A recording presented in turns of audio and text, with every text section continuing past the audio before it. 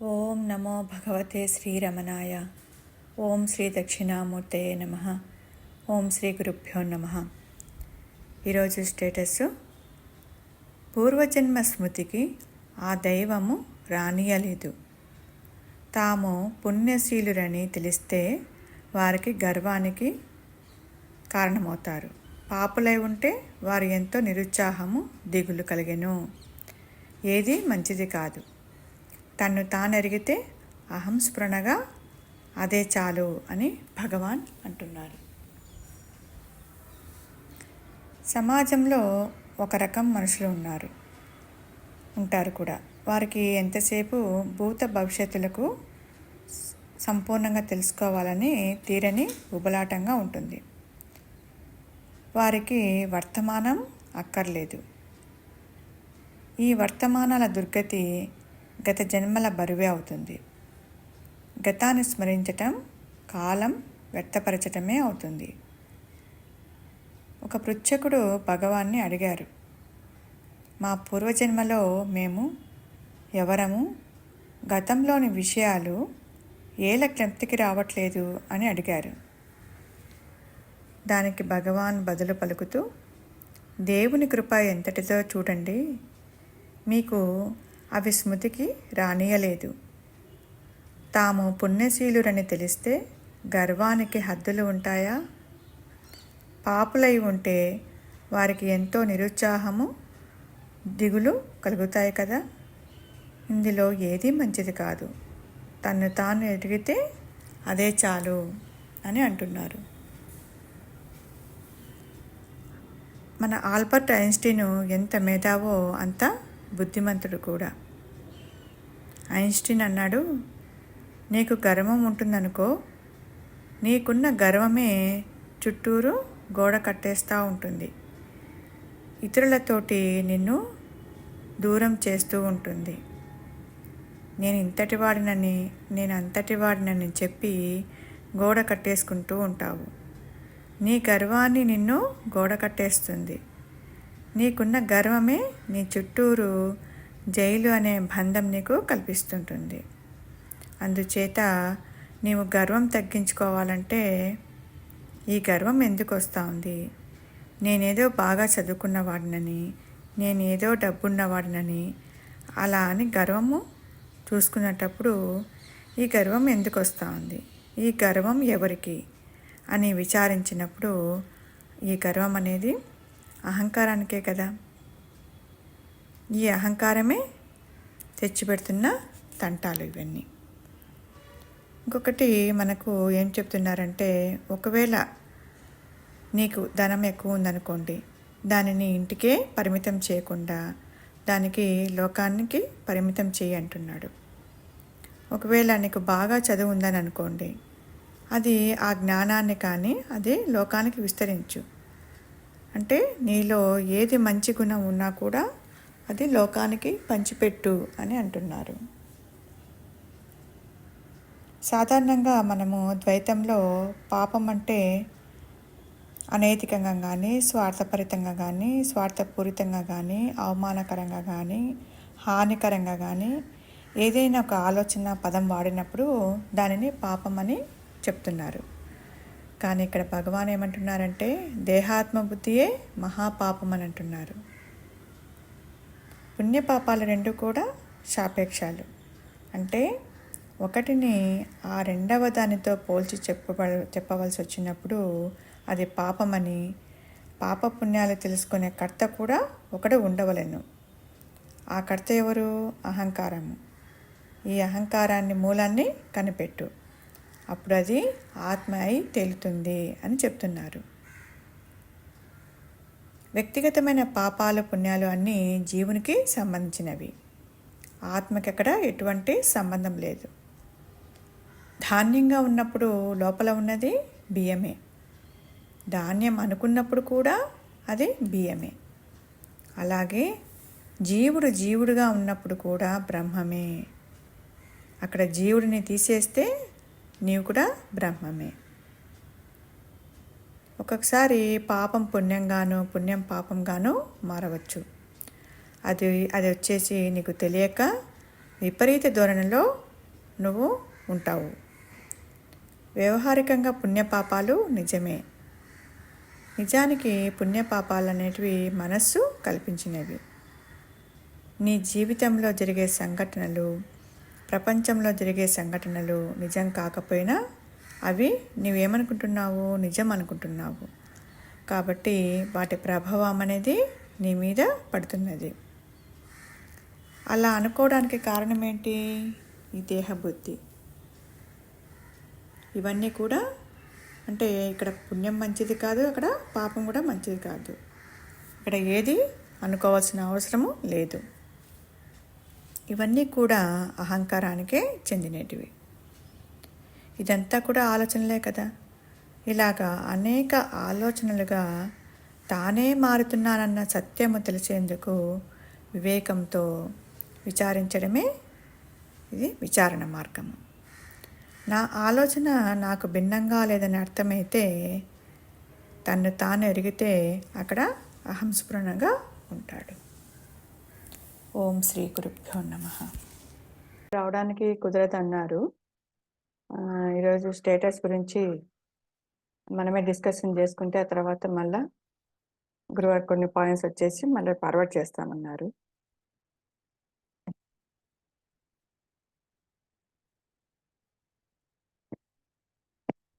రవి గారు చెప్తారా మీరు స్టేటస్ గురించి? ఒక్క నిమిషం చూస్తున్నాను. పూర్వజన్మ స్మృతికి ఆ దైవము రానియలేదు. తాము పుణ్యశీలురని తెలిస్తే వారికి గర్వానికి పాపులై ఉంటే వారు ఎంతో నిరుత్సాహం దిగులు కలగవు. ఏది మంచిది కాదు. తన్ను తానెరిగితే అహంస్ఫురణగా అదే చాలు అంటున్నారు. అంటే ఇక్కడ భగవాను అంటే ఇక్కడ మనకి పూర్వజన్మ జ్ఞాపకాల గురించి చెప్తున్నారు. అంటే ఇప్పుడు ఈ జీవుడు నేను అంటే వీడికి ఒక దేహ భావన కలుగుతుంది కదా. అంటే వీడికి ఒక శరీర భావన కలుగుతుంది. నేను అనగానే మనకి వీడు ఒక వ్యక్తి అనుకుంటున్నాడు కాబట్టి వీడికి ఒక దేహదారి అనుకుంటున్నాడు. అంటే గురువు గారు కూడా చెప్తుంటారుగా, నువ్వు దేహం ధరించిన వాడివే, సో నువ్వు ధరించినంత మాత్రాన నీకు దేహ ధర్మాలు ఎలా వర్తిస్తాయి అని అంటున్నారు కదా. అంటే వాడికి వీడొక శరీరం, నేను ఒక శరీరముతో కూడిన వాడిని, ఈ నేను అంటే వీడికి ఒక శరీర భావన కలుగుతుంది. అంటే ఒక దేహంతో కూడిన వాడిని అని దేహంతో తాదాప్యం చెందుతున్నాడు. అంటే అలానే వీడు ఒక పుట్టుక ఉందని, మరణం కూడా ఉందని అనుకుంటున్నాడు. నేను పుట్టాను, నేను ఏదో టైంలో అంటే మళ్ళీ నాకు ముసలితనం రాగానే మళ్ళీ నేను ఈ దేహం విడిచి వెళ్ళిపోతాను ఇలా అనుకుంటున్నాడు. నేను పుట్టాను అని అనుకుంటున్నాడు, అలానే నేను చనిపోతాను అని అనుకుంటున్నాడు. అంటే వాడికి చావు పుట్టుకలు ఉన్నాయని అనుకుంటున్నాడు. అలానే ఇంకేమనుకుంటున్నాడు వీడు, చేసే కర్మని, అంటే ఇక్కడ పూర్వజన్మ స్మృతులు అంటే వీడు కర్మ సిద్ధాంతాన్ని ఇక్కడ లింక్ చేస్తున్నారు. అంటే జీవుడు కర్మ సిద్ధాంతాన్ని కూడా నమ్ముతూ ఉంటారు. అంటే ఇప్పుడు చేసే ప్రతి కర్మ ఒకదానికి లింక్ పెట్టుకొని కర్మ చేస్తూ ఉంటాడు. అంటే అంటే వీడు చేసే ప్రతి కర్మ కూడా దానికి ఒక సిద్ధాంతాన్ని ఏర్పరచుకున్నారు. ఈ చేసే ప్రతి క్రియకి కర్మకి ఒక సిద్ధాంతాన్ని ఏర్పరచుకున్నారు, కర్మ సిద్ధాంతాన్ని ఏర్పరచుకున్నారు. దాన్ని చాలా మంది అది నిజం అనుకొని ఫాలో అవుతున్నారు. అంటే పూర్వజన్మలో నాకు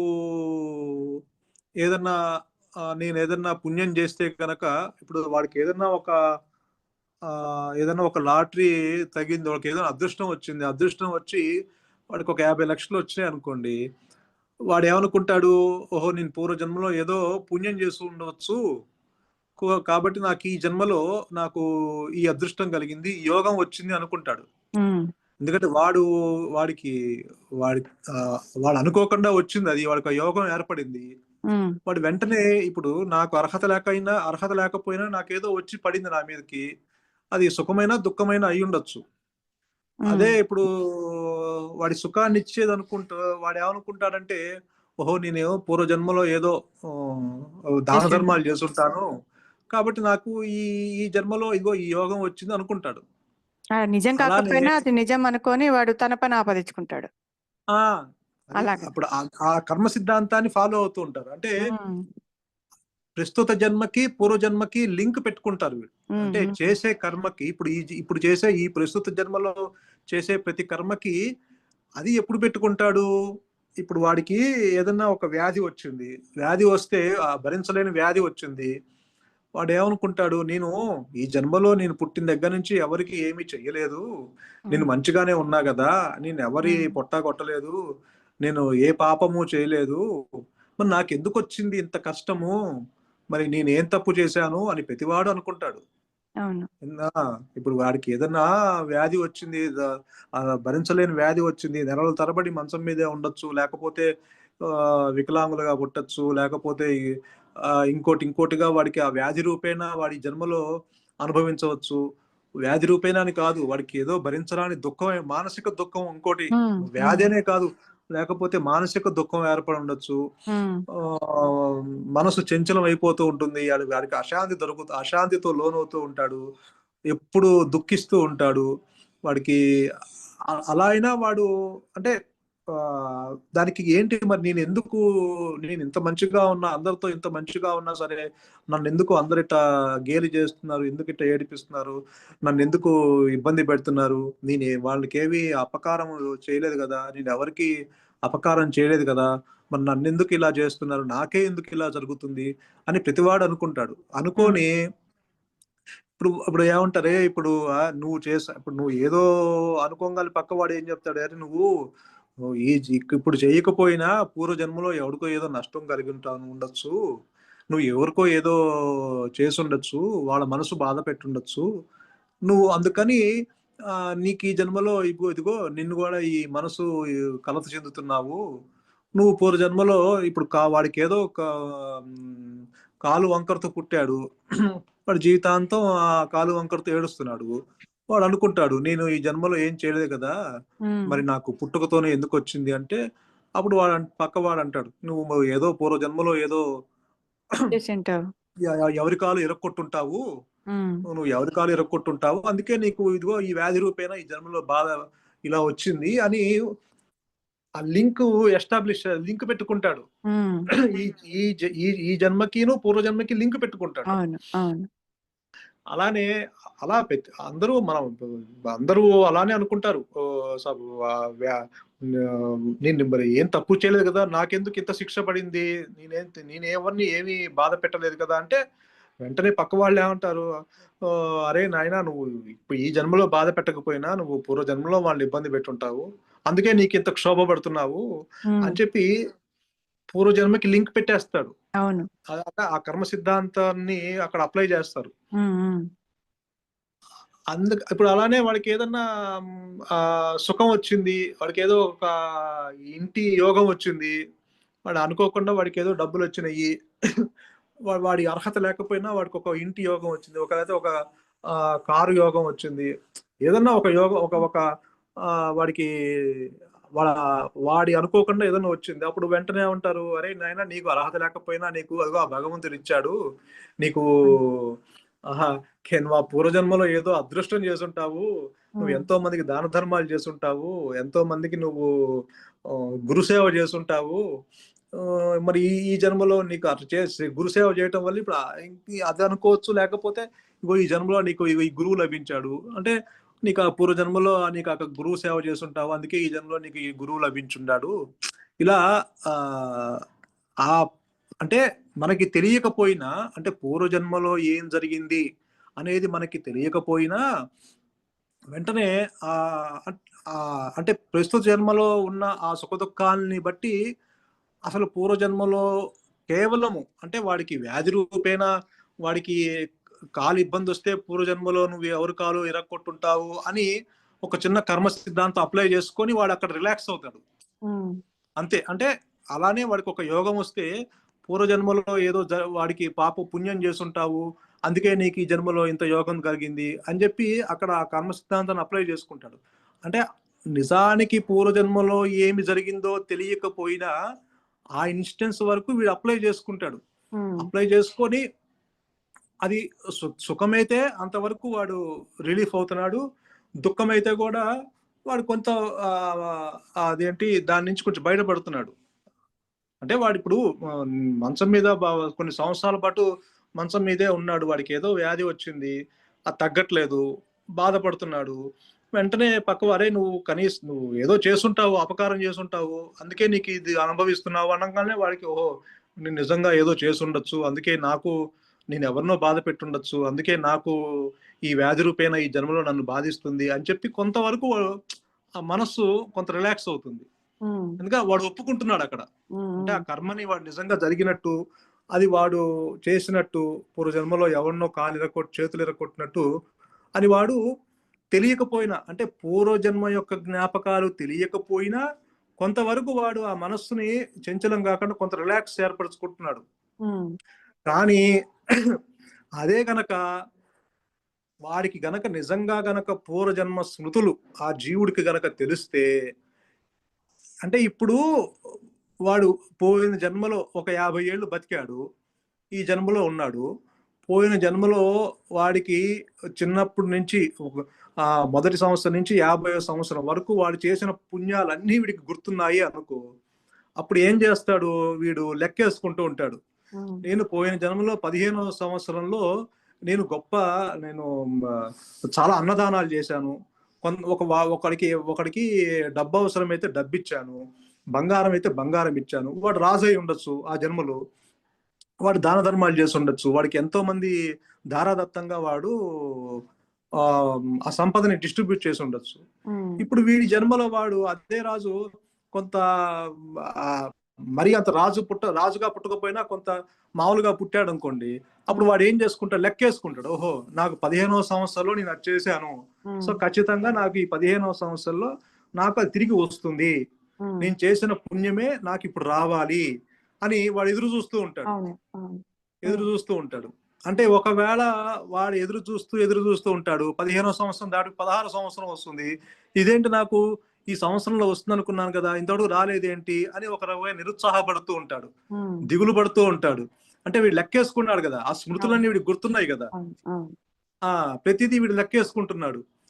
అంటే చేసిన పుణ్యాన్ని అంతా లెక్కేసుకుంటూ ఉంటాడు. ఓకే ఇప్పుడు 15 సంవత్సరాలు ఇప్పుడు చూద్దాం, వెయిట్ చేద్దాం, ఓకే ఇక నెక్స్ట్ 16 సంవత్సరాలు నేను చేసిన కొన్ని పుణ్యాలు ఉన్నాయి, ఒక 6 నెలల పాటు నేను మళ్ళీ పుణ్యం చేశాను, ఈ 6 నెలల్లో మళ్ళీ నాకేదో రావాలి అని మళ్ళీ అక్కడ ఎదురు చూస్తుంటాడు.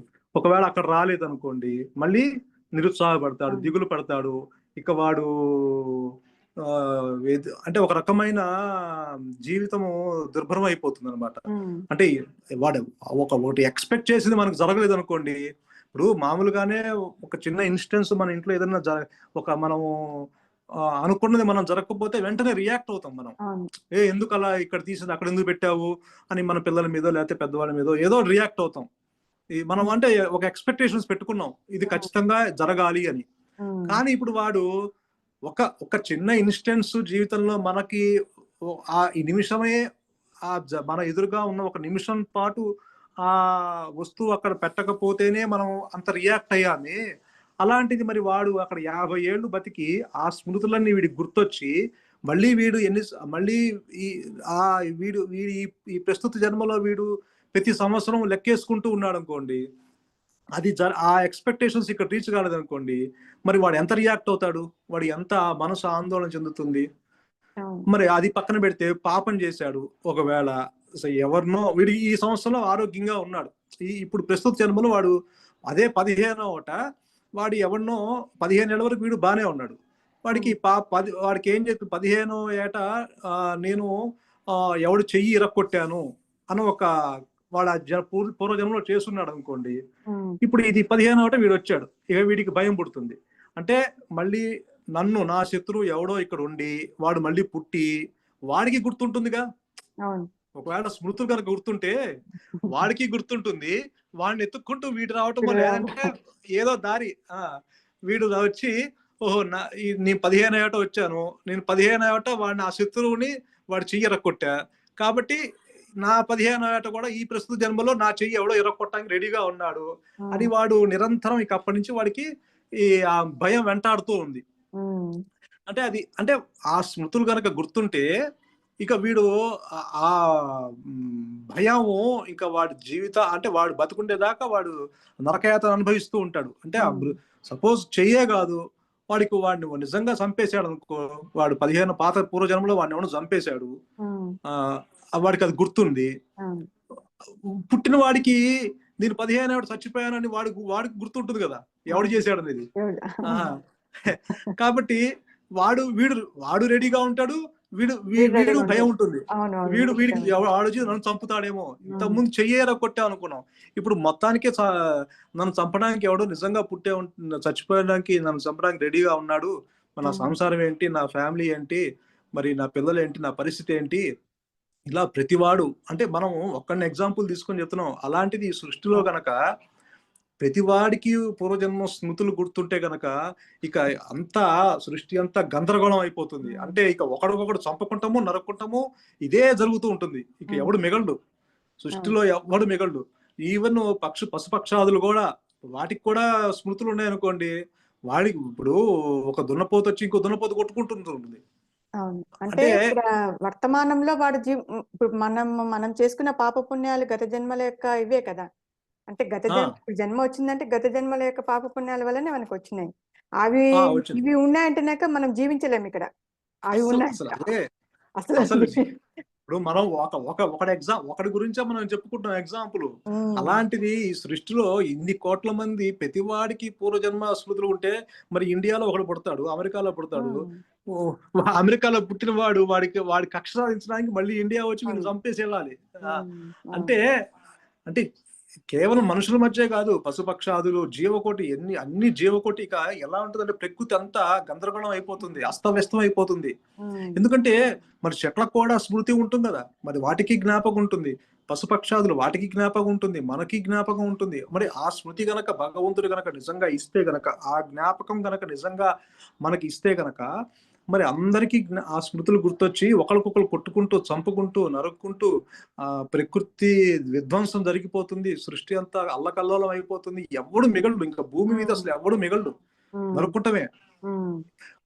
ఈవెన్ పుణ్యం చేసిన, సపోజ్ పుణ్యమే చేశారు, అందరూ పుణ్యాలు చేశారు అనుకోండి, 100 కోట్ల మంది పుణ్యమే చేశారు, మరి వాడు ఎదురు చూస్తూ ఉంటాడు కదా, నాకు రాలేదు, నేను గత జన్మలో నేను దాన ధర్మాలు చేశాను, నాకు ఎంతో సంపదని పంచిపెట్టాను, నాకు రాలేదు అని ఒక ఫ్రస్ట్రేషన్ ఏర్పడుతుంది. వాళ్ళు ఫ్రస్ట్రేషన్ ఏర్పడిపోయి ఇక ఇంకొకటి మీద దోపిడీ చేస్తాడు, ఇంకొకటి మీద దోపిడీ చేసి ధనం లాక్కుంటామో ఏదోటి. ఆ ఫ్రస్ట్రేషన్ లో వాడు లోనైపోయి, నిరుత్సాహానికి లోనైపోయి, దిగులు పడిపోయి వాడి జీవితం అస్తవ్యస్తం అయిపోతుంది. కాబట్టి భగవంతుడు మనకి ఈ విషయంలో మేలే చేశాడు. నిజంగా గనక స్మృతులు గనక గుర్తుంటే గనక, అది పుణ్యము చేసినా సరే, పాపము చేసినా సరే, అది మనకి గుర్తుండట్లేదు అంటే అది మన మేలు కొరకే. అది లేదంటే అస్తవ్యస్తం అయిపోతుంది.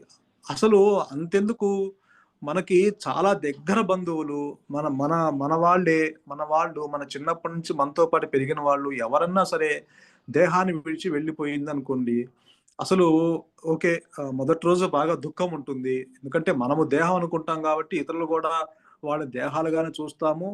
వాళ్ళది దేహాలు మనకెంత ఇష్టము ఉంటుందో లోపల, అదే దేహం మీద మనము అంత ఇష్టం పెంచుకుంటాము. ఎందుకంటే వీడు దేహం అనుకుంటున్నాడు కాబట్టి. అందుకని మన ఇంట్లో ఉన్న వాళ్ళు కూడా దేహాలుగానే అనుకుంటున్నాము. స్త్రీ అని, పురుషమని లింగ భేదం ఏర్పరచుకుంటున్నాము. మన దేహం మీద ఎంత ఇష్టం ఏర్పడి ఉందో అలానే మన ఇంట్లో వాళ్ళ మీద అంతే ఇష్టం ఏర్పరచుకుంటాము. ఎందుకంటే వాళ్ళు దేహాలు కాబట్టి అని అనుకుంటున్నాం కాబట్టి. అటువంటి ఆ ఇంట్లో గనక ఏదో సందర్భంలో ఏదో మృత్యు రూపేణ ఒక దేహం రాలిపోతే ఇక ఆ దుఃఖము వాడిని వెంటాడుతుంది. ఎందుకంటే అటాచ్మెంట్ పెంచుకుంటాడు ఆ దేహం మీద, పెంచుకొని ఆ దుఃఖము వాడిని వెంటాడుతుంది. ఒకటో రోజు, రెండో రోజు బానే ఉంటుంది. నిజంగా గనక మనకి ఇప్పుడు మూడో రోజు 4వ రోజు ఒక 10 రోజులు లేకపోతే ఒక నెల రోజులు నెమ్మదిగా అది జ్ఞాపకాల్లోకి వెళ్ళిపోతుంది. అంటే ఆ మరుగున పడిపోతుంది ఆ దుఃఖం, మళ్ళీ రాదు. అంటే ఒక నెల రోజులు అయితే ఆ దుఃఖం కొంత తీవ్రత తగ్గుతుంది. ఒక 6 నెలలకి, ఒక సంవత్సరానికి కొంత ఇంకా పూర్తిగా తగ్గిపోవటము, మన దైనందిక జీవితంలో వాళ్ళు పనులు చేసుకుంటాము, అది గుర్తుకు రాకపోవటము, ఇలా జరుగుతుంది. ఇప్పుడు నిజంగా వాడికి గనక స్మృతి ఇచ్చాడు అంటే, మొదటి రోజు ఆ దేహము రాలినప్పుడు ఏ దుఃఖం అయితే ఉందో వాడు మరణించేదాకా మళ్ళీ ఆ దుఃఖం వెంటాడుతూనే ఉంటుంది. ఎందుకంటే వాడికి స్మృతి ఉంది కదా అక్కడ. దుఃఖము దాని మీద ఇప్పుడు ఆ దేహం రాలిపోయిన దుఃఖం ఉంది, బాగా అటాచ్మెంట్ పెంచుకున్నాడు ఆ దేహం మీద. దేహం సడన్ గా రాలిపోయింది, ఇక వాడికి దుఃఖం ఏర్పడిపోయింది. ఆ స్మృతి ఉండిపోయింది అనుకోండి, ఆ దుఃఖము అన్న స్మృతి, ఆ జ్ఞాపకము ఉండిపోతే మనస్సులో, నెక్స్ట్ రోజు అదే గుర్తుంటుంది, ఆ నెక్స్ట్ రోజు అదే గుర్తుంటుంది. అంటే వాడు మళ్ళీ దేహం రాలిపోయే వరకు ఆ స్మృతి అలానే ఉంటుంది. అప్పుడు ఇక వాడు ఏ పని చేసుకోలేడు. వాడు అసలు వాడి జీవితం కూడా దుర్భరం అయిపోతుంది. ఎందుకంటే వాడు రోజు దుఃఖిస్తాడు కదా. ఇంకా ఆ దుఃఖం కనుక గుర్తుంటే వాడు రోజు దుఃఖిస్తాడు. అందుకనే భగవంతుడు మనకి మేలు చేశాడు.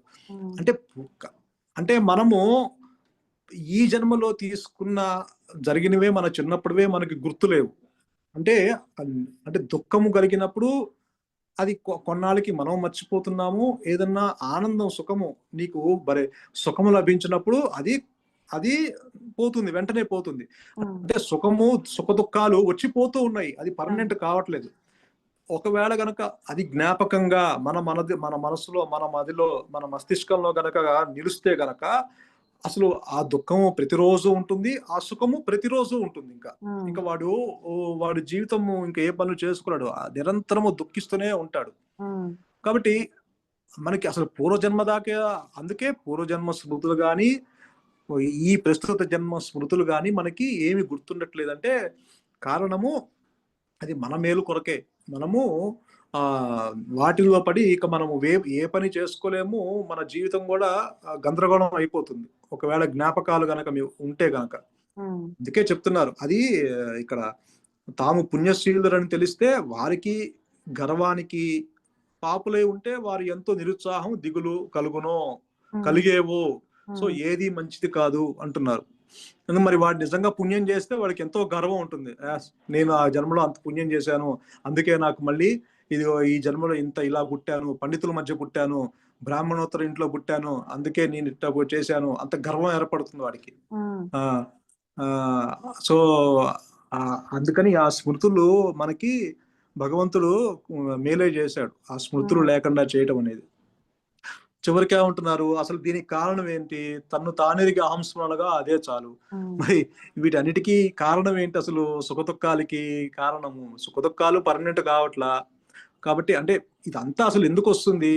నేను అంటే ఈ దేహాత్మ బుద్ధి వలన వస్తుంది ఇదంతా ఈ పాప పుణ్యాలు గాని మనసుకు సంబంధించింది. అంటే అసలు పాపము అనేది ఒకటి ఉందని, పుణ్యము అనేది ఒకటి ఉందని, దానివల్ల పాపకర్మ లేకపోతే పుణ్యకర్మ ఇలా డివైడ్ చేస్తున్నారు. అంటే కర్మల్ని వాడు డివైడ్ చేస్తున్నారు. ఇదంతా అంటే వాడికి ఒక మరణం ఉందని, పుట్టుక ఉందని, వాడికి పూర్వజన్మ ఉందని, వచ్చే జన్మ ఉందని, గత జన్మ వాడు గత జన్మలు ఉన్నాయని, ఇవన్నీ దేని వల్ల కలుగుతున్నాయంటే ఇగో ఈ దేహాత్మ బుద్ధి వలన. అంటే నేను అంటే ఈ శరీర భావన కలగటం వల్ల, అంటే నేను అంటే దేహం అనుకుంటున్నాడు అప్పటి నుంచి, దాని వల్ల వచ్చిన తిప్పలు ఇవన్నీ.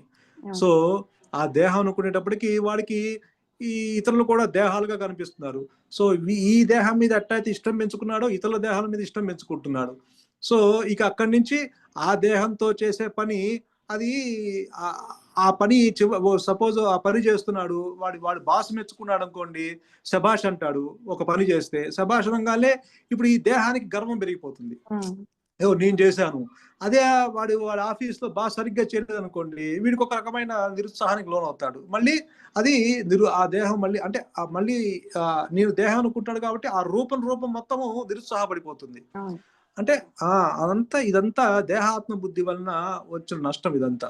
కాబట్టి ముందు అది గనకపోతే అప్పుడు అసలు ఇది అనుకునేవాడు ఎవడో అని విచారించేసి నీవుగా ఉంటే అసలు మరి నీకు చావెక్కడా, పుట్టుకెక్కడా, గత జన్మలు ఎక్కడా, భవిష్యత్తు ఎక్కడా, వర్తమానం ఎక్కడా, మరి పాపం ఎక్కడా, పుణ్యం ఎక్కడా, మరి ఇవన్నీ అహంస్ఫురణగా ఉన్నప్పుడు ఇవన్నీ లేవు కదా. ఎందుకంటే అవును ఇదంతా అహంకారపు చేష్టలే కదా ఇవన్నీ. అవును సో నీవుగా ఉన్నప్పుడు ఇక ఇక వీటికి ప్రసక్తే లేదు. ఇక గౌరవం ఏంటి, అగౌరవం ఏంటి?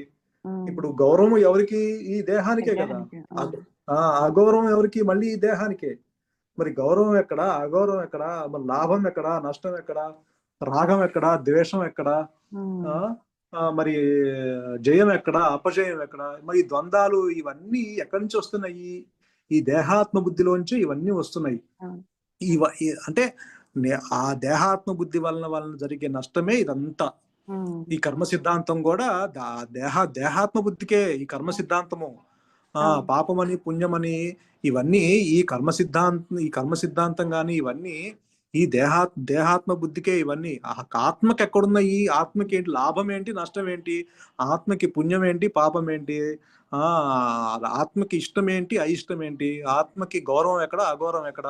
అసలు ఆత్మలో సృష్టి లేనప్పుడు, అంటే అందుకనే నీవుగా ఉన్నప్పుడు ఈ గోలంతా ఏముండదు. ఇదంతా వచ్చింది ఈ దేహాత్మ బుద్ధి వలన, ఈ అహంకారం వలన. ఈ ఇదంతా ఇవన్నీ అహంకారపు చేష్టలు కాబట్టి. సో అది నువ్వు నిజం అనుకుంటున్నావు కాబట్టి నీవు కూడా, అంటే కర్మ సిద్ధాంతం కూడా నువ్వు నమ్ముతున్నావు. అప్పుడు అంటే దానికి మళ్ళీ పూర్వజన్మలు ఉన్నాయని, ఉత్తర జన్మలు ఉన్నాయని, వాటి వలన యొక్క పూర్వజన్మలో చేసిన పాపమే ఈ జన్మలో నాకు ఒక లభిస్తున్నాయని, పూర్వజన్మలో చేసిన కర్మ ఈ జన్మలో వ్యాధి రూపేణా ఉన్నాయని, ఇలా అందరూ వాళ్ళు రకాలుగా చెప్పుకున్నవే కానీ నిజానికి అహంస్ఫురగా నీవుగా ఉన్నప్పుడు ఈ జన్మ ఏంటి, కర్మ ఏంటి, ఇంకేంటి, ఇవన్నీ ఏం లేవు కదా. కాబట్టి అందుకే చివరికి భగవాన్ రమణుడు తన్ను తానెరిగితే అహంస్ఫురణగా అదే చాలు, అంటే అదే మేలు అంటున్నారు. కాబట్టి ఫైనల్ సొల్యూషన్ తన్ను తానుగా ఉండటమే, అదే మేలు. వీటి జోలికి వెళ్ళకుండా, అంటే ఇవన్నీ కర్మ సిద్ధాంతము, పూర్వజన్మలు, ఉత్తర జన్మలు, వీటి జోలికి వెళ్ళకుండా ముందు అసలు ఇవన్నీ మళ్ళీ ఎక్కడ చేరుతాయి? వీడి దగ్గరికి, నేను అనే వాడి దగ్గరికి వస్తున్నాయి ఇవన్నీ. ఇప్పుడు నాకు వ్యాధి రూపేణ నాకు వీడు అనుకునేవాడు ఎవడు? ఇప్పుడు వాడెవడో అనుకుంటున్నాడు కదా, వీడు పూర్వజన్మలో ఏదో పాపం చేశాను, అందుకే ఇగో ఈ మంచం మీద పడ్డాను, ఎవడు కాలు ఎరక్కొట్టాను, అందుకే నాకు ఈ జన్మలో కాలు ఇరిగింది, వాడు చెయ్యి ఎరక్కొట్టాను, అందుకే నాకు ఈ చెయ్యి వంకర పోయింది అని వాడు అనుకుంటున్నాడు కదా. సో ఈ అనుకునేవాడు ఎవడు? మళ్ళీ నేను. అందుకే భగవాన్ మళ్ళీ అక్కడికే తెస్తున్నారు. నేను అనుకుంటున్నావు కదా, ఈ నేనెవరు అనేది, ఈ నేనెవరన్న విచారణ. మళ్ళీ విచారణ మార్గానికే తెస్తున్నారు. మళ్ళీ నేను ఎవరన్న విచారణ మార్గంతో నీవుగా నిలబడితే అనుగ్రహం చేత మళ్ళీ ఈ జన్మలు, కర్మలు వాటి జోలికి వెళ్ళవు. ఇంకా అసలు ఆత్మస్థితిలో సృష్టి లేదు కాబట్టి వీటి ప్రసక్తే లేదు. అసలు అహంకారమే లేదు కాబట్టి, అహంకారం ఉన్న చోట ఇవన్నీ వస్తాయి. అహంకారం లేని చోట అసలు అజ్ఞానమే లేని చోట ఇవన్నీ ఉండవు కదా. సో నీవుగా ఉండటం మేలు అంటున్నారు. ఓకే అండి, బాగా చెప్పారు రవి గారు. చాలా చక్కగా చెప్పేశారు, అంతా అయిపోయింది. మధ్యలో శ్రీనివాసరావు గారు బాబు, అదే మీరు వెయిట్ మధ్యలో చేస్తా. కొంచెం శ్రీనివాసరావు గారు చెప్పండి, మీరు కొంచెం చెప్పండి సార్. కొంచెం 2 వాక్యాలు, లాస్ట్ ఒక 5 minutes ఉంది. మధ్యలో మీరు నన్ను ఆపాలంటే కొంచెం ఆపేస్తా. తెలియదు. తర్వాత ఇంకా ఎవరు వెనకాల మాట్లాడటానికి ఏం మిగలదు, ఆయన చెప్పేస్తారు. వెనకాల వాళ్ళ పని తేలికైపోతుంది మాట్లాడటానికి, మిగతా మాట్లాడటానికి ఏం లేదు. చెప్పని వాళ్ళంతా చెప్పేశారు, ఇంకా నేను చెప్పేది అని చెప్పి తేలిగ్గా బయట పడిపోవచ్చు. అయ్యో మీరు కొంచెం శాస్త్రాన్ని కొంచెం కోట్ చేస్తారు కదా మీరు కొంచెం. అదేం లేదు, ఇదొక వ్యాధి అనుకుంటే దీనికి చికిత్స ఏమిటయ్యా అంటే, ఇప్పుడు ఇందాక నుంచి మనం చర్చించుకున్నదంతా కూడా ఒక వ్యాధి అనుకోండి. దీనికి చికిత్స ఏమిటంటే గురువు గారు ఎప్పుడు చెబుతూ ఉంటారు, గతాన్ని స్మరించవద్దు, విస్మరించండి, భవిష్యత్తుని ఊహించొద్దు. ఇది పెట్టుకుంటే ఇంకా దానికి తిరుగులేదన్నమాట. అవునా? రెండు, మనం ఎంతసేపు గత స్మృతిలో నెమరు వేసుకోవటం లేక ఈ బాధ వచ్చేది. ఆ నెమరు వేసుకునేదేదో జన్మ కారణం ఏంటి, ఎవరిని చేతి నుంచి జగం ఎవరి నుండి పద్యం చూసారా? భాగవతం అందరికీ తెలిసిన పద్యమే. ఆ పద్యం గుర్తు చేసుకుంటే ఆ రకాల జ్ఞాపకాలు వస్తాయి. నేను ఎట్లాంటి వాడిని, ఎంత భక్తునిగా అయితేనో ఇవాళ ఈ మాత్రం అభివృద్ధి కదా ఉమ్, ఈ జ్ఞానం, ఈ విమర్శ ఉమ్, మనకి ఎటువంటిది రావాలంటే అర్జునుడి యొక్క విషాదం కూడా యోగం అయిందని చెప్తారే. ఉమ్, ఉమ్, ఆయన కలిసి వచ్చిన తర్వాత అంటాడు, నీ యొక్క మాటలు విన్న తర్వాత ఆ, నష్టో మోహ స్మృతి లబ్ధ్వా, ఉమ్, మోహము నష్టమైపోయింది, స్మృతి లభించింది అంటాడు. స్మృతి ఉమ్, అది ఎప్పుడు ఉంటుంది. ఉమ్, అది మోహం అన్నది అడ్డుపడింది, అందుకని ఇందులో పడి కొట్టుకుపోయి ఇది మర్చిపోయాడు. ఉమ్, నష్టో మోహ స్మృతి లబ్ధ్వా ఉమ్, ప్రసాదాన్ మయాచ్యుత. అచ్యుత, నీ యొక్క వచనముల వల్ల నేను లబ్ధి పొందాను. ఏమిటి లబ్ధి పొందామంటే స్మృతి లబ్ధ్వా, స్మృతి ఉమ్, జ్ఞాపకం వచ్చిందట మళ్ళీ. ఉమ్, అటువంటి జ్ఞాపకాలు రావాలి తప్ప ఈ బ్యాలెన్స్ షీట్, లయబిలిటీస్, అసెట్స్, వాడేం చేశాడు, నేనేం చేశాను, 5 గ్రాములు వాడు దొంగిలించాడు, నేను 10 గ్రాములు అప్పించాను, వాడు 20 గ్రాములు అప్పు తీర్చాడు, వడ్డీ ఎంత అయింది, ఈ లెక్కలు వేసుకోవటం కాదు, ఆ లెక్కలు వేసుకోవాలి. జ్ఞానం ఎంత అబ్బింది, ఎంత మంచి చేశాము, ఉమ్, ఆ లెక్కలకు పోతే అది కొంచెం ఆ, ఎట్లా అంటే ట్రాన్స్ఫార్మేషన్, రిఫార్మ్ అవటం పనికొస్తుందని నా ఉద్దేశం. ఉమ్, ఉమ్, అలాగా. ఉమ్, అవును, బాగా చెప్పి అది మీరు చెప్పింది పాయింట్ బాగుంది. అంటే గురువుగారు చెప్పి గతాన్ని స్మరించవద్దు, భవిష్యత్తుని ఊహించవద్దు. ఉమ్. అవును, అంటే అసలు దాన్ని ఆ చికిత్సగానే స్మృతులు తీసుకోవాలి, చికిత్స అనుకోవాలి దాన్ని. ఎందుచేతంటే అది ఒక రోగం. కరెక్ట్. ఆ రోగం ఉండటం వల్లనే వెళ్ళి వాళ్ళని వెళ్ళి వీళ్ళని వెళ్ళి అడుగుతుంటారు. పల్లెటూళ్ళతో సోది వాళ్ళు చెప్పించుకుంటూ ఉంటారు. ఉమ్, అవును అవును అవును. అవునండి. భవిష్యత్తు ఏమిటో తెలుసుకోవాలి, సోది అడుగుతూ ఉంటారు. చనిపోయిన వాడు ఏమైపోయాడు, ఎక్కడ ఏ లోకంలో ఉన్నాడు, అవును. వాడు చెప్తాడంటాడు. ఎందుకంటే దానిపైన అట్లాగే ఎక్కువ ఉబలాట ఉంటుంది, గతాన్ని అట్లాగే భవిష్యత్తు గురించి. నాడీ జ్యోతిష్యం వాడి దగ్గరికి వెళ్తే వాడు ఇంకా బాగా చెప్తాడని చెప్పిన, ఉమ్, తమిళనాడులో బాగా ఉంటాయని చెప్పి అక్కడ పోతారు కొంతమంది. కొంతమంది చార్ట్లు వేసుకొని ప్రతి నెల నెల వారం వారం చూసుకునే వాళ్ళ వార ఫలాలు, దిన ఫలాలు అందుకే వచ్చాయి పేపర్ల నిండా. ఇది కాక అవును సార్. యూట్యూబ్లో ఉంటున్నాయి మనకి. ఇందులో వాటి వల్ల ఏమిటంటే ప్రజలకి అవగాహన ఎక్కువైపోయి బాధపడటం ఎక్కువైంది. ఉమ్, కనుక ఏమిటంటే ఫర్గెట్ఫుల్నెస్ ఈజ్ ఏ బ్లెస్సింగ్. ఉమ్, ఉమ్, అవును అవును, ఆ మరుపు అనేది మేరకు భగవంతుడు ఇచ్చిన ఉమ్, వరం అండి, వరం. అది వరం వరం. లేకపోతే, ఆ మరపన్నది లేకపోతే, ఆ ప్రతీకారంతో రోజు కురుక్షేత్రమే. అవును, ఒక కురుక్షేత్రం నిత్యం మనకి లోపల జరుగుతూనే ఉంటుంది. అవును. అవును ఏమిటి, మంచికి చెడుకు మధ్యన ఒక రకమైన సంఘర్షణ. ఉమ్, ఇదే అవును కురుక్షేత్రం అంటే. ఉమ్, ఆ కురుక్షేత్రానికి తోడు ఇంకా ఎదురు మనం బయట నుంచి తెచ్చుకునేవి ఇంటర్నల్ గా కొన్ని పడుతున్నాం, ఎక్స్టర్నల్ గా కూడా తెచ్చుకుని ఇంక వాటితో వీటితో తగాదాలు, పేచీలు, ఇవి కాక పార్టీలని, రాజకీయ నాయకులని, ఫిలాసఫీలని, రకరకాలు, క్రిస్టియన్ అని, ముస్లిం అని, హిందూ అని, రకరకాల సెగ్మెంటేషన్ ఇవన్నీ వచ్చేసి ఇది అవుతుంటాయి. కనుక మనకి ఇందులో ఇటువంటి విషయాల్లోకి వచ్చినట్టయితే ఉమ్, తీరిగ్గా ఉన్నప్పుడు కాస్త సినిమా పాటలు అయినా సరే, మంచి కవులు రాసిన పాటలు, గొప్ప పాటలు ఉన్నాయి. ఆత్రేయ గారు రాసిన, ఇంకా మిస్టర్ అవును. సీనారాయణ గారు రాసిన, అవి వింటే వాటి నుంచి కూడా బోర్డు తత్వం బోధపడుతుందండి. ఉమ్, అది డబ్బు గురించి ఏదో పాట ఉంది, డబ్బుకు లోకం దాసం ఏదో. ఉహు. ఇది చాలా ఉన్నాయి ఇవి. అవును, చాలా తత్వాన్ని రాసిన వాళ్ళు చాలా మంది ఉన్నారు ఆ, కదా కవులు. గుప్పెడంత మనసులో వాడు రాస్తాడేమో, పాతవి. మంగనపల్లి బాలకృష్ణ ఆత్రేయ పాడుతూ వాళ్ళు. ఉంటాడు. అవును గుప్పెడు మనసులో ఆయన ఏదో పాట పాడతాడు. ఉమ్, ఉమ్. అట్లా అవును మనసున్న మనిషికి సుఖము లేదంతే, మనిషి బతికింతే. ఉమ్, ఉమ్. ఇవన్నీ అవన్నీ కూడా తత్వాలే. ఉమ్, కావడి కావడి కర్రైన కుండలు మట్టేను అని చెప్పాడు దేవదాసులు కూడా. ఉమ్, మామూలు విషయాలు కావు. ఈ సంగీతం తెలుగు ఇప్పుడంటే చండాలం అయిపోయింది, కానీ సరిగ్గా ఏం చెప్పేవాడు రాసేవాడు లేక. ఒకప్పుడు అవునండి. అద్భుత రసములికలు, అందులో వేదాంతం ఎంతో చూపించారు వాళ్ళు. ఉమ్, అవును వాటిని ఎప్పుడప్పుడు తడిచి చూసుకుంటూ ఉంటే అందులోంచే సరిపోతుంటుంది. ఇంతకీ చెప్పొచ్చేది ఏంటంటే, ఎవ్రీ టైం మనసులో గుర్తుపెట్టుకోవాల్సింది, మర్చిపోకుండా ఉండాల్సింది, గతాన్ని స్మరించవద్దు, విస్మరించండి. ఉమ్, అదొకటే. అదే తర్వాత గురువు. జాతకాలు అవి ఇవి పోయి ఏదో పెళ్లిళ్ళ వరకు కాసేపు ఏదో ఎవరు తప్పించుకోలేరు, అక్కడ వరకు చూపించుకుంటే సరిపోతుంది. మిగతా అవి డే టు డే లైఫ్లో ఎప్పుడు ఇది అని చెప్పిన అదే పనిగా కొంతమంది రెగ్యులర్గా ఒక ఫిజిషియన్ దగ్గరికి కన్సల్టేషన్కి వెళ్ళినట్టు ఎస్ట్రాలజిస్ట్ దగ్గర రెగ్యులర్గా కన్సల్ట్ చేసేవాళ్ళు కొంతమంది ఉంటారు. ఉమ్, అటు పోకుండా ఉంటే సరిపోతుంది. ఉమ్, అలాగే అంతసేపు వాడేం చేశాడు, నేనేం చేశాడు, అసలు ఆ కాన్సెప్టే అజ్ఞాతంగానే ఉండాలి, ఉమ్, రహస్యంగానే ఉండాలి. సృష్టి రహస్యం ఇది. ఎవరెవరికి ఏం చేశారో, ఎవరు ఏం చేస్తే ఏం చేస్తారో మనకు తెలియదు. అవును, ఎవరు ఏ శరీరంతో వచ్చారో, ఎన్నో జన్మలు ఎత్తాం, ఎన్ని జన్మల్లో అవును. ఎంత క్రితం ఎవరెవరు శత్రువు మిత్రులుగా ఉన్నారో తెలియదు. జంతు జన్మలో ఉంటే పులి మేకగా ఉండొచ్చు, పాము ముంగిసగా ఉండొచ్చు, రాక్షసుడు దేవతగా ఉండొచ్చు. గణాలు చూస్తుంటాం కదా పంచాంగంలో, ఈ నక్షత్రం వాడు ఈ గణం, ఈ నక్షత్రం వాడు ఈ గణం అని. ఉమ్, అవునా? సో అవును. అట్లాగా అవన్నీ మనం వాటి గురించి ఆలోచించొద్దు, విచారించొద్దు. విచారించవలసింది ఏమిటంటే, అసలు ఈ దేహాత్మ బుద్ధి ఉందా లేదా, నేను ఇది అవునా, ఇదేనా, నేను ఇంకేమన్నానా, ఇది ఉమ్, ఆలోచించుకుంటే అవన్నీ చిన్నవైపోతాయి. అవును. అంటే పెద్ద గీత ముందు ఇవి చిన్న గీత అవుతాయి. ఉమ్, దానికి మనం ఎక్కువ ప్రయారిటీ ఇవ్వాలి. మిగతాది గురించి ఏమీ ఆలోచించద్దు. ఏది వస్తుందో అది అనుభవిద్దాం. ఏది ఇచ్చాడో అది భగవంతుడి యొక్క ప్రసాదం. ప్రతిదీ ఆయన సంకల్పమే, ఆయన ప్రసాదమే. మనం కోరింది ఏమీ లేదు. ఉమ్, ఎప్పుడో ఏదో చేస్తే వచ్చింది, మనం కోరాము వచ్చింది. అంతేగా మనం కోరకుండా ఏది రాలేదు, మనం చేయకుండా అవును. ఏది రాలా. మనం ఎప్పుడో మామిడి చెట్టు పెట్టి వాడు మామిడికాయలు కాస్తున్నాయి, ఆ ఫలాలు తింటుంది. మన తాతగారు వేస్తే మనం తింటున్నాం, మనం వేస్తే మన మనవడు తింటాడు. మనం చేసుకునేట్టు మనకే వస్తుంది అంతే. కొన్ని మాత్రం అప్పటికప్పుడు మనమే తింటాం. వరి వేసింది 3 నెలలకే పంట వస్తే అవి అప్పుడే తింటాం. అవును, కొన్ని మాత్రం కొంచెం లేటుగా తింటారు. లేట్గా తింటాం అంతే. అవి వాళ్ళు ఇప్పుడు తినకపోతే ఇంకో జన్మలో ఇంకో రకంగా ఇంకో రూపంలో తింటూ ఉంటారు. ఉమ్, అది ఇవాళ అందుకే గురువు గారు చివరిలో ఒక పెట్టారు ఈరోజు.